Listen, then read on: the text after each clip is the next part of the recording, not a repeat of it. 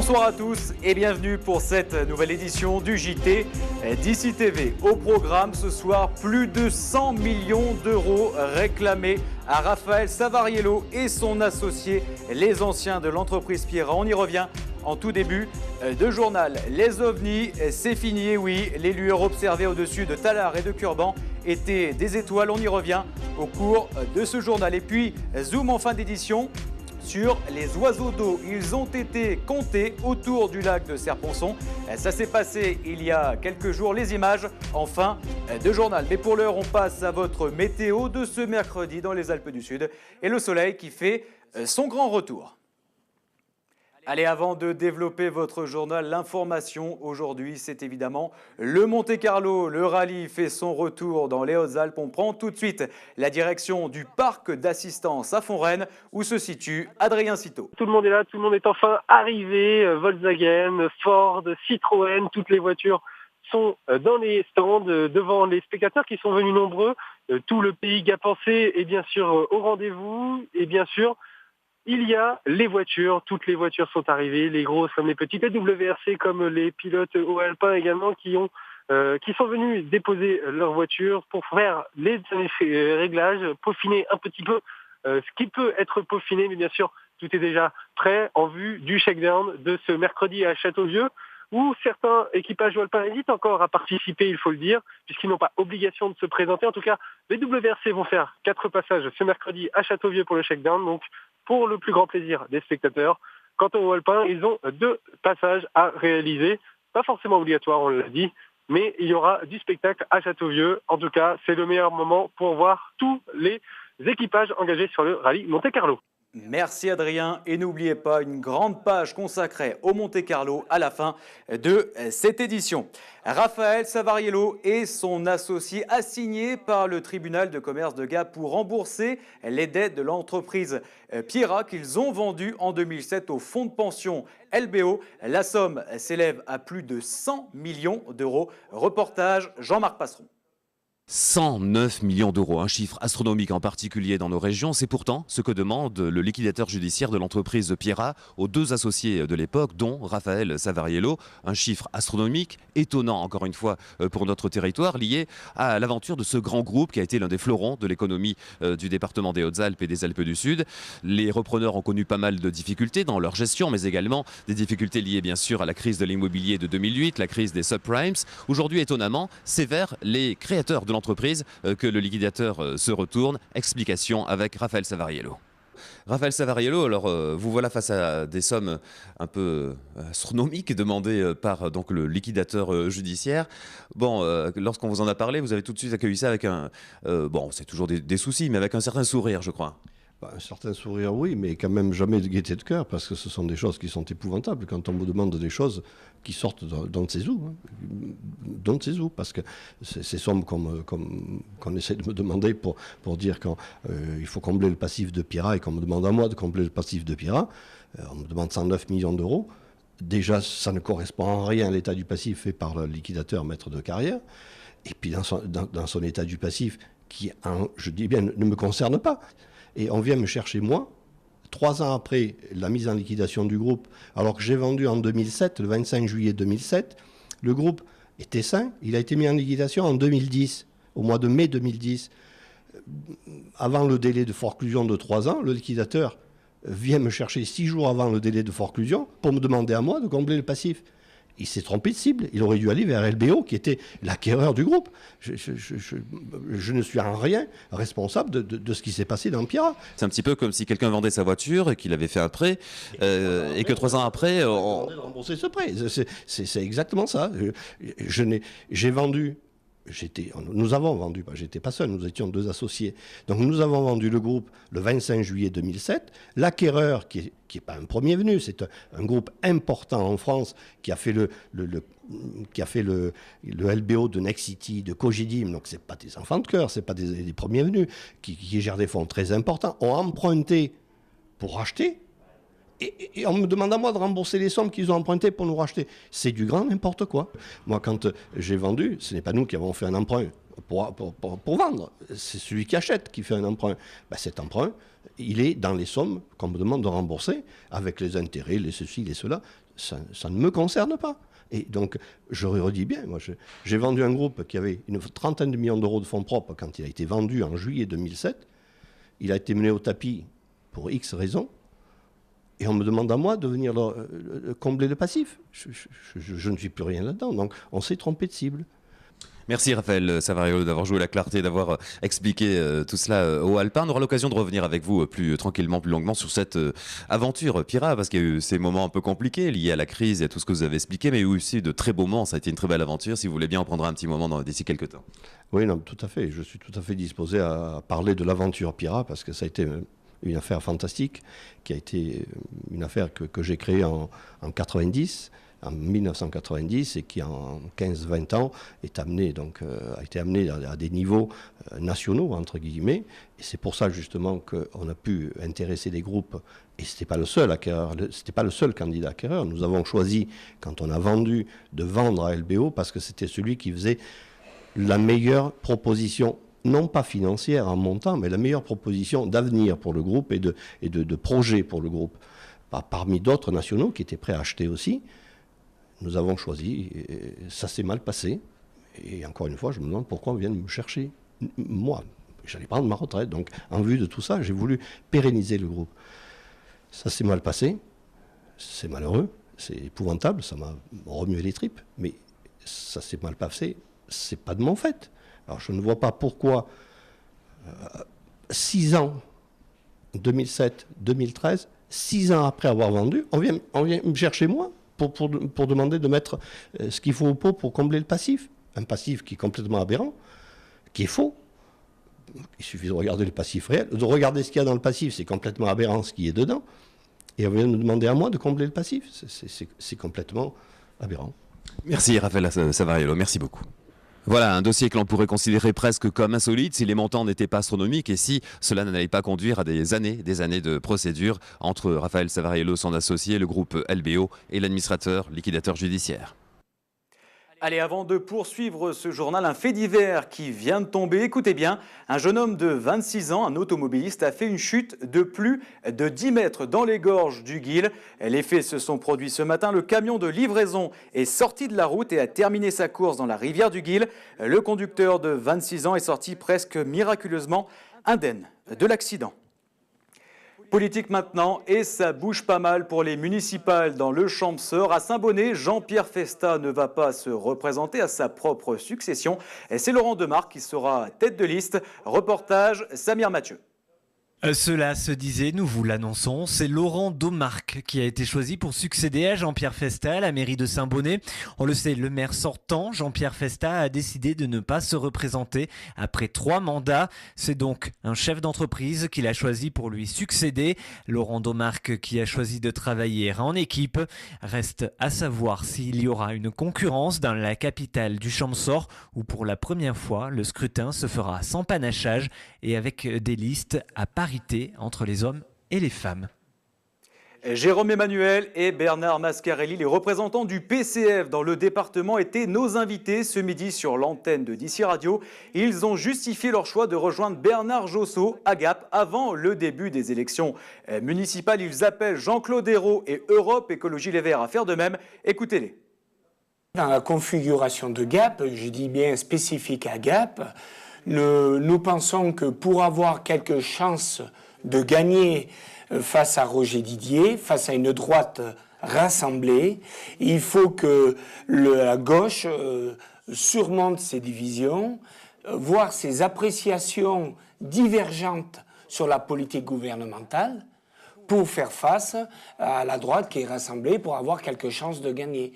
Il s'agit en aucune façon d'aller, comme on dit, à Canossa, pour un plat de lentilles, mais d'essayer de prendre en considération les préoccupations des gens qui veulent avoir une municipalité qui réponde à leurs préoccupations quotidiennes.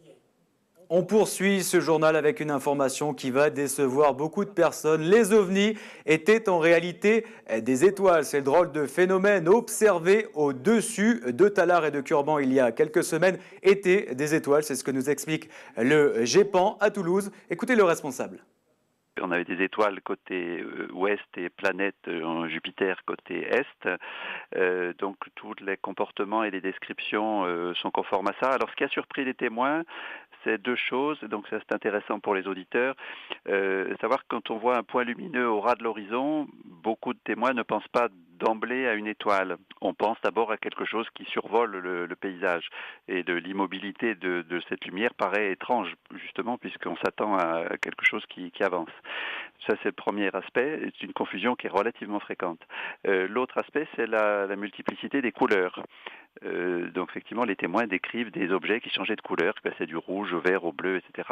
Et donc, ça, c'est le phénomène bien connu du scintillement des étoiles, où les planètes même peuvent scintiller quand elles sont bas sur l'horizon, surtout lorsque l'atmosphère est particulièrement agitée. Donc ça, c'est une expérience que chacun peut faire. Regarder aux jumelles les astres, étoiles ou planètes, lorsqu'elles sont au ras de l'horizon, on voit clignoter ça avec des couleurs tout à fait étonnantes, alors que ces mêmes astres, quand ils sont au zénith, ou enfin plus haut dans le ciel, ont une lumière relativement stable, avec une très, très légère scintillation. Je pense qu'on peut affirmer ça à 99,9%. Voilà. Allez, on passe à la neige maintenant. Elle est tombée en abondance la nuit dernière dans les Alpes du Sud, entre 5 et 35 cm. Regardez cette carte qui nous est parvenue aujourd'hui par notre monsieur météo Christophe Adon. Alors, on a comptabilisé 5 cm sur Embrun et Ristolas, 10 à Chabanon, Josier, Montgenèvre et Névache, 15 cm à Briançon, Chaillol, Super-Dévoluy et la Salle-les-Alpes, 20 cm à Réalon, Pralou, Sainte-Anne, Saint-Véran et Servières, 25 à Abriès, aux Sozes, puis Saint-Vincent et Arvieux et jusqu'à 30 cm à Orsières et aux Ors. Malgré cette bonne nouvelle, la petite station de Céuse n'a toujours pas ouvert ses portes au public. Les représentants se sont réunis aujourd'hui pour prendre une décision. Ils attendent avec impatience que la neige tombe ce week-end pour ouvrir enfin la semaine prochaine. Alerte dans la vallée de l'Ubaye. C'est le nom d'une exposition qui se tient actuellement à la médiathèque de Barcelonnette. Alors en Ubaye, la vallée des Alpes de Haute-Provence, il y a 5 risques majeurs naturels. Et c'est ce que nous explique Annick Berger. Le territoire de la vallée de l'Ubaye est considéré un territoire à 5 risques et c'est beaucoup. C'est presque le maximum qu'on peut avoir en France. Une exposition pour alerter sur les risques naturels et mieux les prévenir. Alerte, c'est le nom de l'exposition à la médiathèque de Barcelonnette dans la vallée de l'Ubaye qui se tient jusqu'au mois d'avril. Avalanches, mouvements de terrain, crues et inondations, tremblements de terre et laves torrentielles. La vallée de l'Ubaye fait partie des vallées les plus à risque en France en termes de risques naturels. Et l'étude menée par Marie Charrière de l'Université canadienne de Delft est le résultat de plus d'1 an de recherche sur la vallée avec un but, mieux préparer les populations et les élus à prévenir ces risques. Alors le but, c'est un but de prévention, expliquer un peu les processus de manière scientifique et ça au travers d'exemples locaux. Donc il y a uniquement des photos, des témoignages, des cartes qui viennent de la vallée de l'Ubaye en fait. Une exposition ouverte à tous qui traite de tous les thèmes sous forme de panneaux ou de démonstrations. Alors donc on explique les types d'avalanches. Donc on a 3 grands types en fonction de la manière dont l'avalanche se déclenche. Ça dépend souvent du type de neige, ça dépend aussi de la période de l'année. On parle aussi donc de comment les avalanches se déclenchent et puis on donne quelques exemples de ce qui s'est passé en Ubaye. Dans la vallée d'Ubaye, il y a aussi l'aléa naturel qui est les crues et les laves torrentielles. Donc crues, inondations, c'est plutôt la rivière principale, ici l'Ubaye. La dernière très grande inondation était en 1957. En 2008, on a eu presque une inondation qui a débordé, mais heureusement, ça ne l'a pas été. Et puis le deuxième grand aléa qui se produit très très fréquemment dans l'Ubaye, ce sont les laves torrentielles, c'est-à-dire que c'est une espèce de boue suite à un orage très violent, en général avec la grêle l'été. De grandes quantités d'eau arrivent dans les torrents, prennent tout le matériel qui a été érodé précédemment et fait une espèce de boue qui transporte beaucoup de sédiments et on l'appelle lave parce que ça ressemble à une lave d'un volcan en fait. Et si on continue l'exposition, en fait, on arrive, après avoir parlé des processus physiques, on arrive à qu'est-ce qu'on peut faire pour se protéger de ces dangers naturels. Donc il y a plusieurs choses. Il y a deux grands groupes de mesures. C'est les mesures de prévention structurelle, c'est-à-dire on construit quelque chose. Et il y a les mesures de prévention non structurelle, qui sont l'aménagement du territoire, l'information, le système d'alerte et les gestes qui sauvent en fait. Alerte, c'est donc jusqu'à avril à la médiathèque de Barcelonnette, ouvert tous les jours du lundi au vendredi. Et direction le Val-des-Prés maintenant, où les habitants d'une résidence sociale grelottent. Ils sont obligés d'augmenter le chauffage jour après jour. Le bailleur social semble botter en touche. À la fin du mois, ça fait cher. Écoutez ces deux habitants. Moi, je dis qu'il fait froid. Moi, je ne suis pas un gros frileux. J'ai habité à un endroit où il faisait vraiment très très froid. C'était vieux, là c'est neuf. Et c'est pas très bien isolé, je pense. Ah, dans la maison, là, si on ne chauffe pas trop, il fait quoi, 10, 12 là.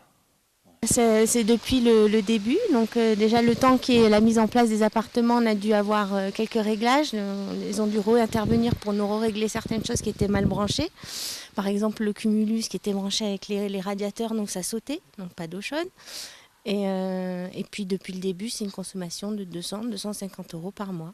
Ce qui est énorme tout de même, 200-250 euros par mois, c'est colossal comme budget. C'est excessif pour un petit appartement. Moi, j'ai un T3, 70 mètres carrés, donc oui, ça commence quand même à être un petit peu excessif, d'autant plus qu'on n'atteint pas plus de 17 degrés avec les bases au sol. Allez, on ouvre notre page Monte-Carlo. Le rallye arrive demain dans les Alpes du Sud. On attaque avec cette photo qui nous est parvenue aujourd'hui. C'est celle du podium protocolaire. Les 68 équipages sont passés dessus. Tous ont ensuite rejoint Gap et le parc d'assistance. Parmi eux, des pilotes des Alpes du Sud. Bon, c'est pour tout le monde pareil. Hein. C'est pour les professionnels, à savoir qu'ils ont 4 tours à faire. Nous en avons 2, donc amateurs. Voilà, donc pour nous, ça sera surtout un essai de pneumatique. Voilà. La pression, elle commence à monter, on va voir. Là, c'est un petit peu les réglages de siège, prise en main de la voiture demain pour le shakedown. Après, on verra. C'est déjà découvrir l'auto demain matin, les nouveaux pneus. Et puis après, la pression, une fois qu'on aura découvert un peu tout ça, la pression, elle sera déjà un petit peu tombée. Et elle va remonter pour le lendemain matin, quoi. Mais voilà, pour l'instant, elle n'y est pas trop. Alors du côté du parc d'assistance à Font-Rennes, tout se prépare. Vous allez voir qu'il y a de nombreux étrangers qui ont fait le déplacement. Reportage Élodie Pépin. Ça y est, c'est parti. Toutes les tentes sont montées, les stands installés et les voitures brossées. Le Monte-Carlo peut enfin commencer. Aujourd'hui, il y avait beaucoup de badauds venus pour les voitures et les pilotes. Un événement dont les hauts-alpins ne veulent louper aucune miette. Je suis intéressé par les bagnoles, donc je suis venu voir les voitures un peu.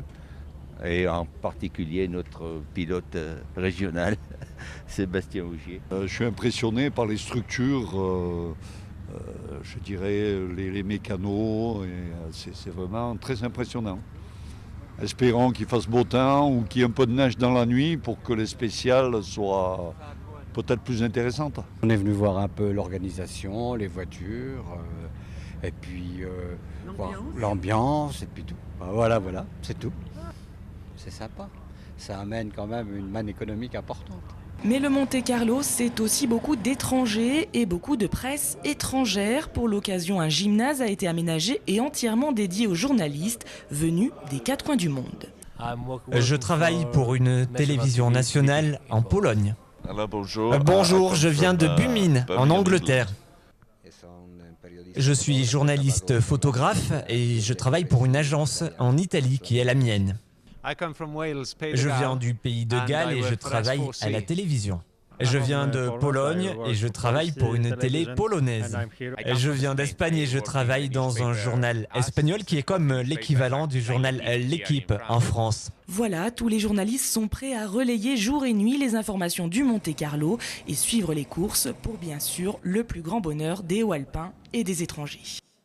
Et à noter la traduction de Samir Mathieu. Allez, on termine ce journal avec un reportage sur le comptage des oiseaux d'eau autour du lac de Serre-Ponçon. C'était organisé il y a quelques jours par le Parc national des Écrins. Barbara Graziani était sur place. Un rassemblement pas comme les autres dimanche matin devant l'office de tourisme de Savines-le-Lac. Plusieurs personnes se sont donné rendez-vous pour le comptage annuel des oiseaux d'eau, un événement organisé chaque deuxième week-end de janvier par le Wetlands International. Héron cendré, un seul, pas mieux? Non. Vous avez vu des canards? Oui. Pas de canards? Non. Des grèbes? Un événement organisé et encadré ici par le Parc des Écrins et avec la participation active de la LPO, la Ligue de protection des oiseaux. C'est un comptage international qui se fait sur une centaine de pays en simultané. La date est arrêtée et tout le monde compte en même temps. C'est un comptage des oiseaux d'eau uniquement. Dans le département des Hautes-Alpes, il y a 5 sites qui sont des sites de référence, donc le lac de Serre-Ponçon. Et la Ligue pour la protection des oiseaux au niveau régional coordonne l'ensemble des résultats et a sollicité l'aide du parc pour pouvoir piloter et organiser cette opération sur Serre-Ponçon, comme on a une partie du territoire du Parc national des Écrins qui prend en compte le lac de Serre-Ponçon. Plusieurs groupes d'observateurs donc et plusieurs points de comptage à Chorges, dans l'Ubaye et à Embrun pour une matinée ludique et pédagogique pendant laquelle nous avons pu observer des colverts, des goélands ou encore des grèbes. Et malgré l'expérience, ce n'est pas toujours évident de localiser les oiseaux et de les distinguer, surtout quand les différences entre les espèces ne tiennent qu'à un bec. Les grèbes, ils n'ont pas la base du bec jaune, donc toujours vérifier ça, sinon on est sur une autre espèce de grèbe. Cormoran, il n'y a qu'une seule espèce contactable à peu près ici, mais on a quand même eu, dans la Drôme, ils ont quand même sorti en hiver un cormoran huppé de Méditerranée, qui s'appelle maintenant le cormoran d'Esmarais. Mais il n'y a pas que des bénévoles et des curieux qui ont fait le déplacement, des professionnels aussi prennent ce comptage très au sérieux. Pour Nicolas Piari, salarié de la routière du Midi, c'est une occasion d'en apprendre plus sur la flore et la faune de la région, et donc un moyen de pouvoir mieux la protéger. Alors nous, en fait, Routière du Midi, on est engagé dans une démarche environnementale sur tous nos sites de carrière, tous nos sites industriels et aussi nos zones de travaux. Et l'objectif, en fait, c'est dans le cadre de cette démarche environnementale, c'est d'avoir un suivi écologique des espèces de la faune et de la flore. Bon, en l'occurrence, aujourd'hui, c'est plutôt de la faune, de ces espèces qui vont fréquenter les zones qu'on va travailler tous les ans. Nous, toutes nos zones de travaux, elles intègrent une dimension environnementale. Quand on monte des dossiers, on essaie de savoir quelles espèces fréquentent les zones. Et le but, en fait, comme c'est des travaux qui durent sur plusieurs années, c'est d'essayer de faire éventuellement un suivi des espèces qui pourraient fréquenter les zones de travaux. Au final, ce sont 721 oiseaux qui ont été comptés autour du lac de Serre-Ponçon. Si vous voulez vous essayer au comptage des oiseaux, sachez que le Parc des Écrins organise un comptage des faucons sur le département début mars, ainsi qu'une sortie sur le lac de Savines dédiée à la découverte des oiseaux migrateurs fin avril. L'actu d'ici est à présent terminée. On passe à l'actualité nationale et internationale avec Dominique Le Guen ce soir. Comme prévu, François Hollande a débuté la 3e conférence de presse de son mandat par les questions économiques et sociales, mais ce sont bien celles liées à sa vie privée qui occupent les esprits. Face à lui, quelques 600 journalistes français et étrangers qui n'ont pas manqué de l'interroger sur sa liaison avec une actrice. Plus de monde, mais un taux de fécondité en baisse. Au 1er janvier 2014, la France comptait 66 millions d'habitants, soit 280 000 personnes de plus qu'un an auparavant, selon les chiffres de l'INSEE. Même si la croissance démographique de l'Hexagone reste supérieure à la moyenne européenne, c'est la plus faible depuis 2000. Autre enseignement, sur les 238 000 mariages célébrés en 2013, 7 000 étaient des mariages gays, soit 3% des unions.